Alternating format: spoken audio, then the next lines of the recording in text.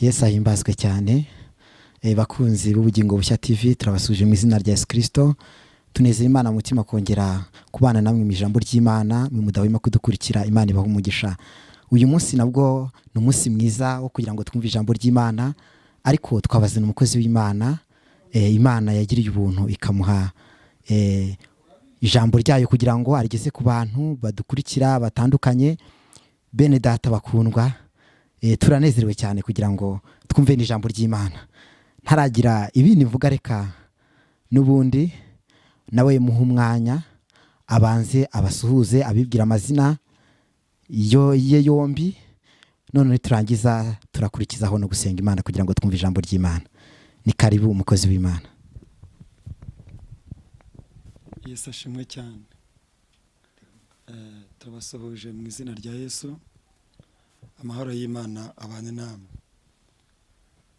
Banyarwanda, banyarwandakazi, namwe itorero ry'Imana, abakurikiye TV ubugingo bushya, turabasuhuje aho muri hose, nimugire amahoro y'Imana. Uyu ni umunsi Imana iduhaye wo kugira ngo tuganire namwe ku ijambo ry'Imana. Mpawe umugisha n'Imana wo kuba naba ndi kumwe namwe abadukurikiye. Tubishimiye Imana kandi namwe Imana ibaho umugisha. Amazina yanjye nitwa SIBOMANA Emmanuel, ndo umukozi w'Imana, ndo mugenzi ujya mu ijuru. Shimye Imana kubw'uyu mwanya Imana duhaye wo kugira ngo tuganire ku ijambo ry'Imana. Imana ibaho umugisha. Imana ishimwe cyane kandi Imana imuha umugisha. Umukozi w'Imana, turanezerewe. Nanjye muri kureba mukurikira ni Rukundo Emmanuel ku bugingo bushya TV no kuri ya YouTube channel bakunda kwita Rukundo Muyumbi. Ndabishimira kandi abakunda. Reka dusenga Imana kugira ngo twumve ijambo ry'Imana. Uyu mukozi w'Imana yatuzaniye rwose yadufitiye igiseke cyiza kirimo ijambo rihembura ubugingo bwacu. Mu nkundire buri muntu wese agire amatsiko yo kugira ngo yumve icyo Imana yaduteguriye. Data wa twese uri mu ijuru, tugushimiye ijambo rya rye gutambuka.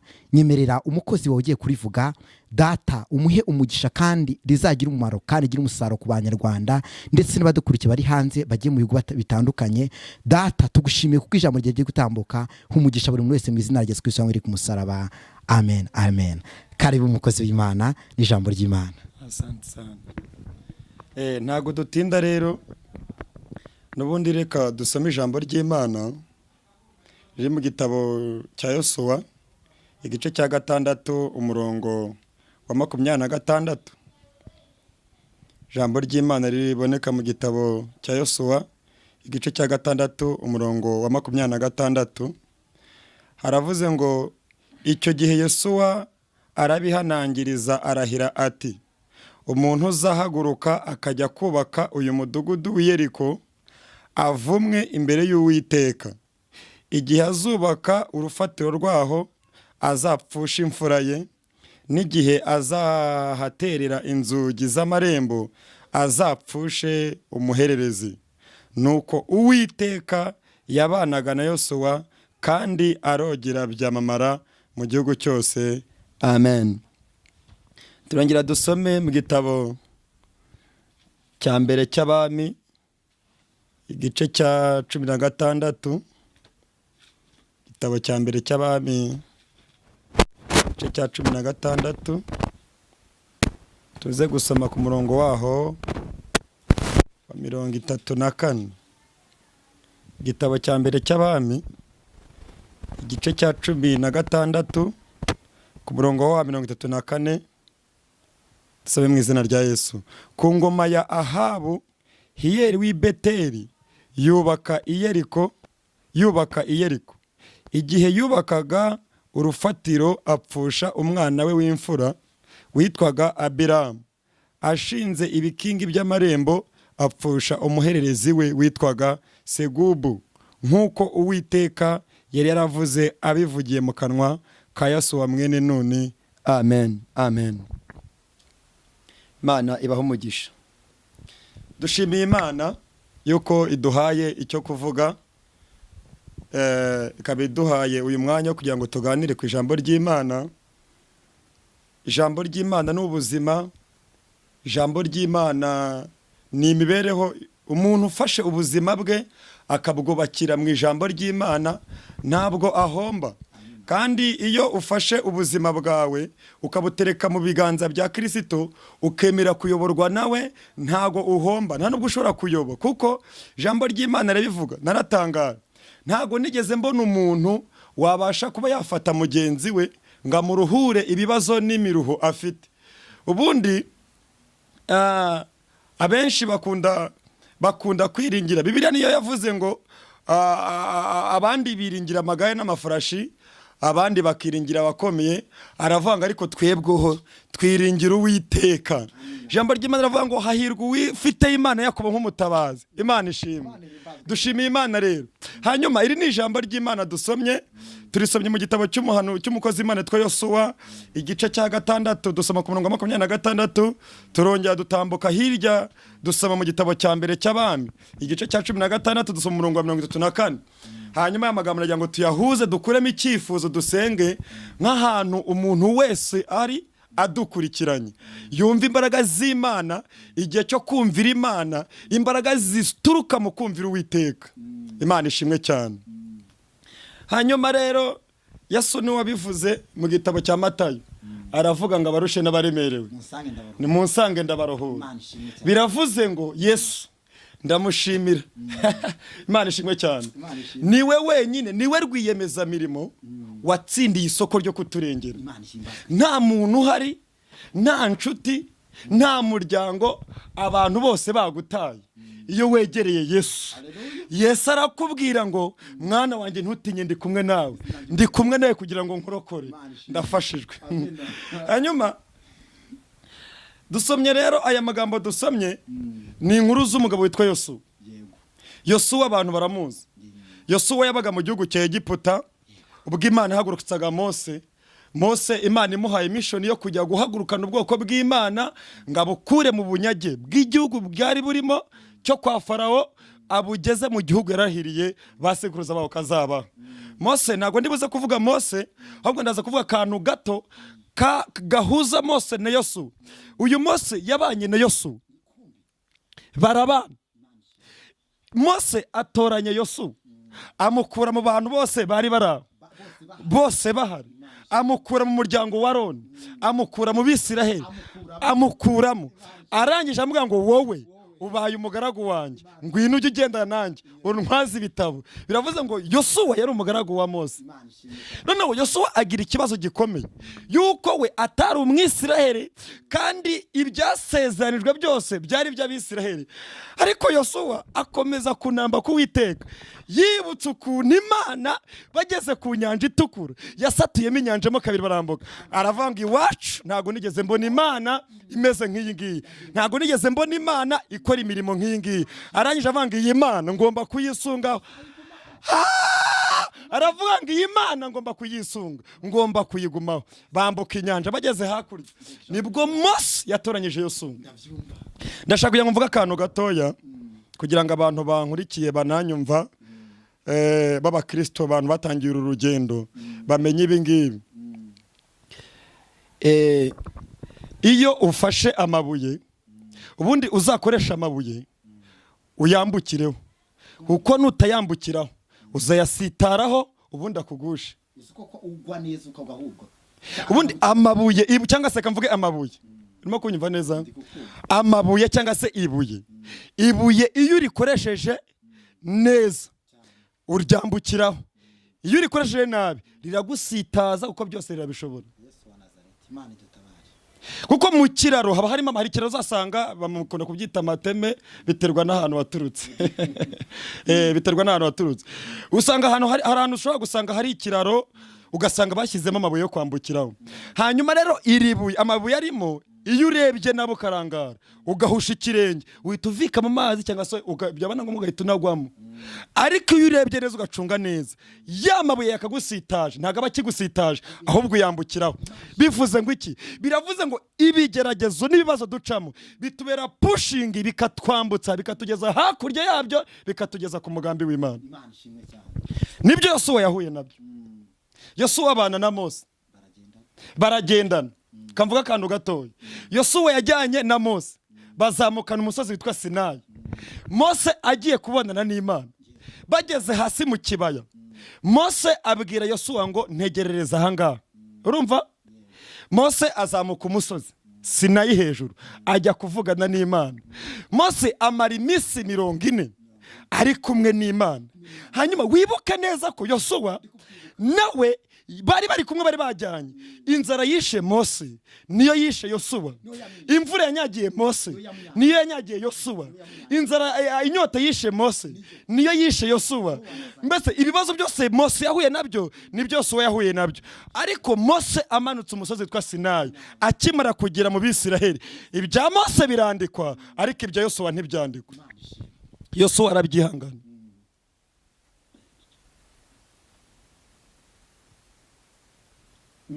biravuze ngo imirimo cyangwa se inzira ucamo none ahangaha nizo zizakubakira ubuhamya bwo kugira ngo n'izindi ziri imbere wowe utazi umwanzi yateguye cyangwa se burya kuko n'ibigeragezo dukora nabyo Imana ijya ibigiramo uruhare Pawulo yanditse ngo iki yandikira Bitesalonika yaravuze ngo bakundwa bene data mumenye ko ibari ibyishimo ubwo muzagubwa gitumo nibibagerageza bitari byo mu buryo rumwe umva ijambo nkunda aravuga ngo ariko hamwe nibibagerageza Imana Uwiteka irushaho kugenda ibacira kanzu Imana irushaho kugenda iducira kanzu ariko ma Imana irushaho kugenda igira gute iducira kanzu hanyuma muri ako kanzu Imana iguciraho Imana icira umuntu akanzu wemeye kugendana nawe Yosuwa ibyo amaze kubona ko byanze bitamenyekanye akabona ibya Mose nibyo bimenyekanye ntago yigeze acika intege avuga ngo ariko ko nshobora kwamvirisa kuri konti itazwe ko nshobora kuba nkora ibintu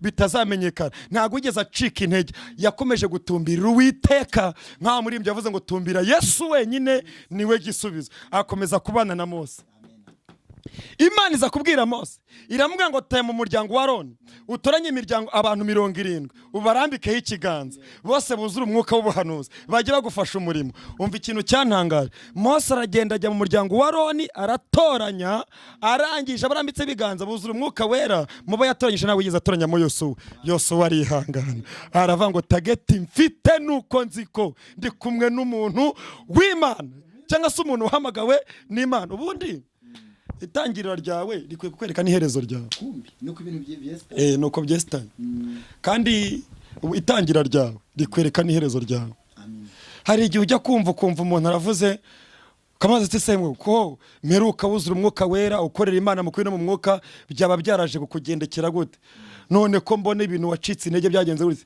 kumva rakubwiye ngo ariko se ngo Imana ngo nayirabizi ngirabona ngo dutuye mu mubiri uzi nta muntu wigeze akorera Imana ngo Imana imugire imbabazi najya gupfa cyangwa se mu minsi ya nyuma ngo umubiri we imukore mu mubiri mushyire muri beto cyangwa se ngo imushyire muri metalike cyangwa se ngo imuhindire formire mureme mwibuye ntabwo bibaho umuntu yaremwe mu mubiri azarinda apfa ari mu mubiri umva ukuntu muririmbyi wa 77 mu gitabo cy'agakiza ku gitero cya nyuma yaravuze ngo mu gihe tugendera muri iyi si tuyibonamo ibintu byinshi bidushuka ngo ariko dukwiriye kunesha ibyo bingahe ibyo byose ngo kuko ariko Imana ibishaka ntago ijuru ari ry'abagerageje ntago ijuru ari ry'abagiye basita ibirenge ntago ijuru ari ry'abantu bagiye bavuga ngo urabona ngo nta kundi twabigenza Imana yashizeho uburyo bwo kugira ngo tuneshe ikintu tukituneshereza niki ni imbaraga z'umwuka wera izi imbaraga z'umwuka wera kanzi kubwira nizo mbaraga zahiritse igitare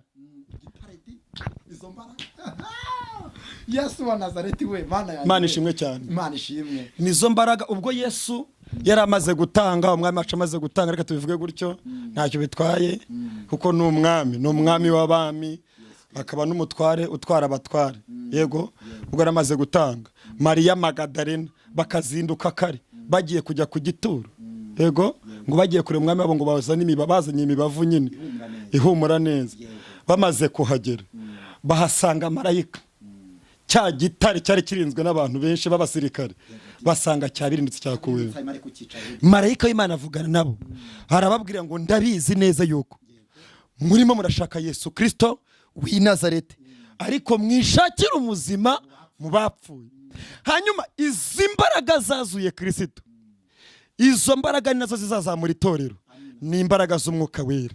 Umuntu udafite zino mbaraga utari mu mwuka ntago azigera yumva impanda. Va mu bantu biyorohereje, abantu muri minsi bariyohereje, ibintu barabyoroheje, baravuga ngo nta kundi twabigenza, ibintu turi mu minsi ya nyuma, aho dutuye naho Imana irahazi, yashyizeho uburyo bwo gutsinda. Aravuga ngo ni musabe, ubuze ubwenge busabe, ubuze imbaraga zisabe. Umuntu rero ufite izi mbaraga z'umwuka wera abasha gutsinda. Yosuwa nizo yatumbiriye, atumbira Kristo, aravuga ngo bisa kose nubwo ubu none ahangaha ntari kwandikisha mu Bisiraheli, ariko birashoboka ko hari indisi, hari undi mubumbe ndimo ndandikishamo, kandi uyu mubumbe ntago wibagirwa. Uyu mubumbe igihe kizagera ubure dosiye nanjye unterekere ibyanjye, mbivuze ngo inkoni yanjye nanjye rigiye zarabye. Ndashimira Imana. Yosuwa abana na Mose ibye birandikwa, ibya Yosuwa ntibyandikwa, kugeza ubwo ugeze hariya ugasoma igitabo cyo gutegeka kwa 2 igice cya 37 usoma iherezo rya Mose. Bibiliya igaragaza yuko Mose ngo Abisirayeli bamuteye, baramujunguje, batumagwa mu ntege nkeya. Ariko hari ahantu nshaka kugira ngo ngaruke mbwire abantu badukurikiye basoma ijambo ry'Imana. Imana ishimwe. Hanyuma iri jambo rivuga ngo Mose ngo Imana ngo yaramwishe ngo ntiyamugeze i Kanani, biriya byari umugambi w'Imana kugira ngo Imana itoranye ihagurutse umuntu witwa Yosuwa. Kuko niba unabizi, niba Mose koko yaragiye Imana imujijije ibyaha, uribuka ubwo yigeze yerekanwa na Eliya bari kumwe nande, bari kumwe na Yesu. Hanyuma Imana imaze kurangiza Mose, urumva, nyuma yo kuyisuzugura, akubise urutare 2, amaze kwirata kubise yari ngo nge na Aroni twabakurira amazi mu rutare n'ibindi bintu byinshi nk'ibyo ngibyo byose. Yego, Imana iramuhamagara, iramubwira ngo Mose, ijambo navuze ntago nzigera nkura n'ijambo n'inyuguti n'imwe. Abisiraheli nibabona amazi banywe, ariko misiyo yanjye muri wowe irarangiye. Iramubwira ngo ubu tuvugana, rambika ibiganza kuri Yosuwa. Ndimo ndatekereza ukuntu Mose yahisaba nk'umuntu atigeze atekereza ko Yosuwa yamusimbura, ariko ijwi ry'Imana rimubwira ngo birambike kuri nde. Ubu Yosuwa niwe ugiye kugusimbura, wowe uzamuka umusozi tujye kubarana. Ndashimira Imana. Urugendo tugendamo rufite iherezo, kandi kava yayo ni mu ijuru. Porotayi ni hehe? Ni mu ijuru, araho uzagira ukabarana n'Imana. Imana ishimwe cyane. Hanyuma Mose aragenda, ntabwo nibuze gutinda kuri Mose, ndashaka kugira ngo nze kuvuga kuri Yosuwa gatoya, ubundi dukuremo icyifuzo dusenga Imana ku mbaraga zo kumvira Imana. Kumvira Imana imbaraga bigira gute? Bitanga. Yosuwa, iyo usomye igice cya mbere cya Yosuwa, Bibiliya ijambo ry'Imana iravuga ngo Imana ihamagara Yosuwa mu mazina yose. Burya rukuzi ko Imana yizi ko yitwa Rukundo. Irabizi ko nitwa Rukundo Emmanuel.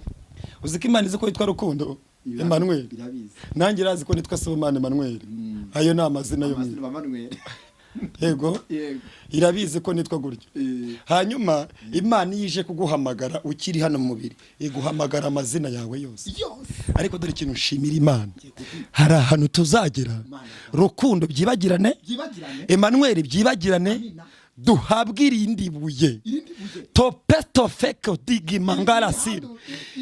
Duhabwe irindi buye ryanditsweho izina rishya. Ngiryo zina rizaba ritarigeze kumenywa n'undi muntu wese.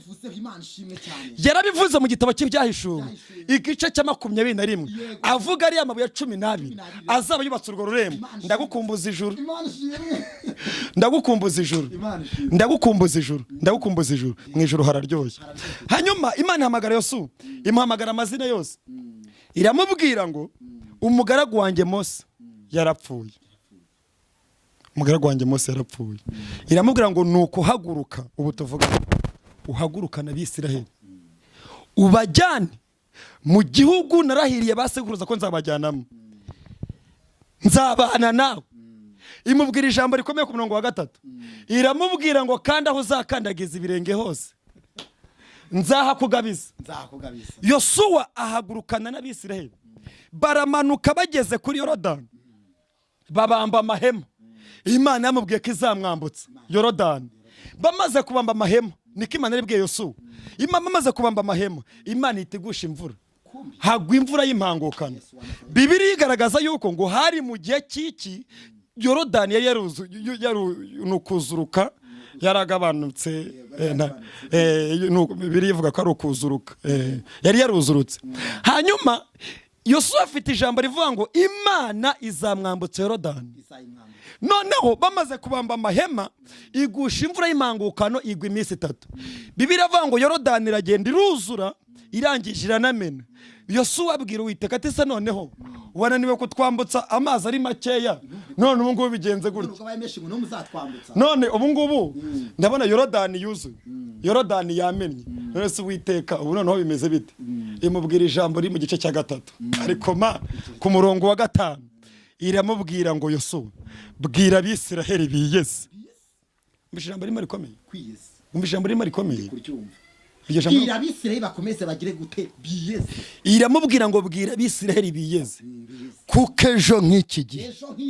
Ejo ryari? Ejo ryari? Oya harimo reka mvuga n'umuntu wese uri kunyumva cyangwa se uri mandeba agira ibindi byiringiro. Wowe aho uri musenga Imana, warabanye n'Imana, hari ijambo Yesu yavuze abaza abantu bababwira ngo ko muzi guha abana banyu ibyiza, none so mu gihugu cyo mu ijuru azabura ate kurengera intore zimutakira ku manywa na nijoro. Mu gitondo wasengaga, saa sita wasengaga, nimugoroba wasengaga. Komeza umushinga wo gusenga. Nyuma y'amasengesho hari ikintu kirimo Uwiteka ejo yakuremera. Nyuma yo gusenga, nyuma yo kwiyeza, harimo izindi imbaraga z'Imana zidasanzwe umuntu wese ashobora kukubona ko utandukanye nawe, kuko hari indi mbaraga igupushinga ni mu gihe wabaye mu bihe byo gusenga Imana. Yosuwa abwira Abisirayeli bagati Imana namwe ngo mwiyeze ejo nk'iki gihe izakora ibitangaza. Urumva imubwira ijambo ku murongo wa 7. Mana we abantu basomira ijambo ry'Imana babyumve wenda byibuze nk'ukuntu mbyumva. Ku murongo wa 7 iramubwira ngo Yosuwa uyu munsi ryari iramubwira ngo uyu munsi ndatangira kugukuza mu maso y'Abisiraheli kugira ngo bamenye ko uko nabanaga na Mose mbere ariko ngiye kubana nawe. Yosuwa bibwira Abisiraheli, Abisiraheli ntibabyumva. Igihe kigeze cyo kugira ngo Yosuwa hagurukane Abisiraheli, umva ikintu yakoze. Yabajije Imana ya ku murongo, Imana imuha papasi. Imana imaze kumuha umurongo barambuka. Ahita Imana yamubwira ngo ubwire abatambyi baheka isanduku y'isezerano bajye imbere hagati yabo n'Abisiraheli hajyemo mikono 1000. Nuko uko byagenze bageze muri Yorodani. Ndashimira Imana muri Imana iguhamagaye. Reka mvuge kano kantu, Imana iguhamagaye itegura n'uburyo izagukoresha, itegura n'inzira uzacamo igukoresha. Yosuwa Abisirayeli bari bamenyereye ko Mose agera ku nyanja agarambika inkoni. None Yosuwa nta nkoni yari afite. Wabyumvishije? Imana iramubwira ngo nibambuke Yorodani. Yosuwa ajya imbere y'abatambyi, abatambyi bamujya inyuma, akandagira muri Yorodani. Amazi harwa arizinga akura urukuta, ayo hepfo arizinga ikubita mu nyanja y'umunyu. Barangije bambukira nk'umuzi. Kugira ngo nsoze baramanuka yarwanya intambara nyinshi, arwana n'Abamidiyani, arwana n'Abameleki kuko yari general Yosuwa. Ngo bageze hafi y'igihugu cy'amasezerano, Imana yarahiriye basekuruza boko izabagezamo. Bamaze kuhagira bahasanga urukuta rukomeye cyane, ariko nshaka kugira ngo mvugeho, bahasanga urukuta rukomeye rwitwa Yeriko. Abanzi be yari yabarangije, intambara yarayivuyemo. Ageze kuri urukuta rwitwa Yeriko, akimara kugera imbere ya Yeriko, reka mbabwire, hari igihe ugira ngo ibyo ukina nabyo, ibyo Rwanda nabyo ni ibintu byoroshye, ni ibintu bifite imbaraga. Akimara kuhagera arebye ukuntu Yeriko ireshya, aravuga ati nta mutarimba, nta nkota, nta buye, nta mutingito ubu nakoresha kugira ngo urimbure runo rukuta ntambuka. Ahita bamba amahema barasenga, baguma aho ngaho. Nyuma yo kuguma aho ngaho, Yeriko yari ifite mikono 3 mu bugari, ikagira mikono 12 mu burebure. Nta muntu wagombaga kuba yagira icyo akora ngo yambuke urwo rukuta. Yeriko yari iri imbere y'Abisiraheli, yubatswe n'abahanga, bari bayibitekerejeho. Ntago ari ibintu bahubukiye, ntago ari ibintu bapfuye guhubukira. Bakimara kurugeraho rero babona nta kindi bakora, barasenga. Hari icyo nshaka kuvuga ku mbaraga zo gusenga. Bamaze kubamba amahema barasenga, ngo mu nyuma y'ibyumweru 3, yego 3, ngo bagiye kubona Yosuwa agiye kubona abona umuntu uhagaze amwerekeye. Ahita haguruka amufatira inkota ku izosi, aramubwira ngo uri uwo mu bacu cyangwa uri mu babisha bacu. Marayika w'Imana areba Yosuwa abona afite uburakari, nkuko Yosuwa yarwanye urugamba agira ngo yinjiye mu gihugu cy'amasezerano, ariko Yeriko imubereye ibamba. aramureba aramubwira ati rero nje nona nje kuba umugaba w'ingabo z'Uwiteka. Ndashaka kuyambwira umuntu uri kunyumva, ukeneye umuntu uje mu izina ry'Uwiteka. Hanyuma uyu muntu uje mu izina ry'Uwiteka azanye indi systeme yo kugira ngo mwambuke Yeriko. Uyu rero amaze kuza abahaye uburyo bagomba kwambuka Yeriko, yabahaye systeme yo kuzenguruka. Avuga ko ariyo systeme Imana imuhaye. Bazenguruka ubwa mbere bagaruka mu mahema, bazenguruka ubwa kabiri bagaruka mu mahema, bazenguruka gatatu bagaruka mu mahema, bazenguruka kane bagaruka mu mahema, bazenguruka gatanu bagaruka mu mahema, bazenguruka gatandatu bagaruka mu mahema, ngo ku munsi wa karindwi bamaze kuzenguruka ngo abagore bavuza induru, abagabo bavuza amakondera, bariyamira. Yeriko yari ihagaze aho ngaho, Yeriko yari imbere yabo, yahise iriduka bahita bayambuka. Ku ijambo twasomye Bibiliya yavuze ngo Yosuwa arahira Uwiteka, aravuga ngo umuntu uzongera kujya kubaka Yeriko. Wibwe ko uyu mudugudu w'Yeriko wari umudugudu wari urimbishijwe, wari umudugudu wasurwaga, ariko Yeriko Yosuwa arebye uburyo Yeriko yamuzunguje, aravuga ngo havumwe umuntu uzongera kuza akaza kuzamura Yeriko. Ibintu nabivuzeho twabisomye ngo umuntu wabigerageje ibyo yatuye kuri Yeriko byamubayeho, ngo na bugingo n'ubu, ngo kuko Imana yabanaga na Yosuwa icyo gihe aremerwa arogera bikwira amahanga yose. Nta wundi muntu ugeze ajya kuvumura Yeriko na bugingo n'ubu ngubu. Ukeneye umuntu uje mu izina ry'Uwiteka, ukeneye umuntu uzanye indi systeme abantu batari bazi akakwambutsa. Ukeneye ahantu watsindirwaga wajyaga intege nkeya, ubu haze burya nta muntu utazanagira intege nkeya, nta muntu buriya utazanagira intege nkeya no kuzamuka ngo ukure uzamuke butere imbere mu buryo bw'umwuka byagorana. Rero ahantu ugira intege nkeya urahazi, ukeneye umuntu uje mu izina ry'Uwiteka. Ndagira ngo mvuge iri jambo ubundi dukomeze. Iyo ubanye n'Imana neza, iyo ufashe umwanya ugasenga Imana, Imana yifata umwanya ikumva amasengesho yawe. Kandi urukundo ukunda Imana ni narwo rukundo ikugaruriramo agaciro. Donc agaciro uhaye Imana ni nakigira gute nikikugaruriramo. Kuko Abagalatiya 6:7 aravuga ngo bene data nimuyobe, kuko Imana yacu nintegurizwa izuru yuko icyo umuntu abiba nicyo azasarura. Imana ibaha umugisha. Mwifurije kubibira mu mwuka, ingendo zawe zo kuzikura mu mwuka, ivuga ubutumwa ryawe ukayikorera mu mwuka, maze Imana ikohereza undi muntu ukeneye wo kugira ngo bane nawe. Imana ibampere umugisha. Shalom shalom shalom shalom. Murakoze cyane, Imana ibaha umugisha. Nababwira ngo mwe mutarakora subscribe, mwikore subscribe, mujye mudukurikirana, muduhe na comment, mutugaragarize uburyo mudukurikira, uko mubyumva rino jambo ry'Imana, n'ubundi bufasha bwose mwakifuza kuduha kugira ngo ijambo ry'Imana rikomeze ryaguke. Ndabifuriza kugira ngo mubitubwire kandi turabishimira. Nukuri turanezerewe. Imana ibaha umugisha kandi bagire neza. Mwe mudahwema kuba natwe mutubwira ko muri kumwe natwe, turabishimira kandi turabakunda. Hari icyifuzo wifuza kutubwira, nimero za telefone ziri hepfo ku Bugingo Bushya TV, muzajye muzibonaho. Nimurangiza mutwandikire mutubwire uko twajya tubigenza nuko twakomeza kuganira ijambo ry'Imana. Murakoze, turabishimira kandi turabakunda. Shalom shalom shalom.